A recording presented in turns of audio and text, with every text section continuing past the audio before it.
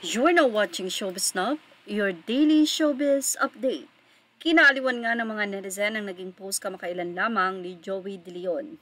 Well, ito'y matapos nga na tila umakma ang nasabi mensahe ni Joey De Leon sa nasabi nga pong pagkain o ang napakalaking lobster na hawak-hawak niya. Say kasi ni Joey De Leon, eat Bulaga na, tanghali ang pinakamasarap. Yan nga ang naging caption ni Joey De Leon na sobrang kinagiliwan ng netizen.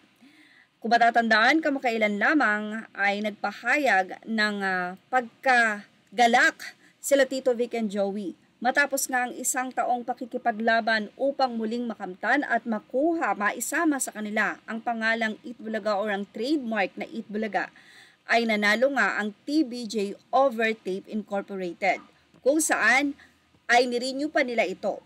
Pero sa korte ay pinawalang bisa nga ang pag-renew at pinagbawal na nga ang Tape Incorporated at ang GMA na gamitin ang Eat Bulaga. So yan po ang naging desisyon. Kaya naman walang choice ang nasabing show na palitan ito. Kaya naman marami ang nag-react matapos ngang palitan ng Tape Incorporated at hindi natin alam kung sino ang may idea ng tahanang pinakamasaya. Kaya naman matapos ang naging caption na ito ni Joey De Leon at in-update nga ito ng artikulo ng Bandera na naaliw nga daw ng bongga ang mga Dabber Cuds sa latest post nga nitong tinaguriang henyong si Master na si Joey De Leon patungkol sa kanilang noontime show na Eat Bulaga. Well, sabi nga natin, tanghali ang pinakamasarap. Sabi nga ng mga netizen, iba ka talaga, henyo. Happy lunch sa tahanang pinakamasaya, say pa nila. Yes po, talagang masarap yan, kaya Eat Bulaga na.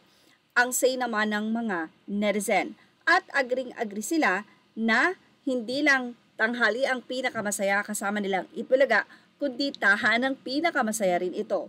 Matatandaan na isa sa tumuligsa sa nasabi nga pong pangalan ng tahanang pinakamasaya nila Paulo Contis ay si Rendon Labador. Say ni Rendon Labador, sobrang pangit ng pangalan. Sino nakaisip niyan? Tagline tawag dyan, hindi title yan. Ang daming magagandang title, yan pa talaga ang naisip niyo.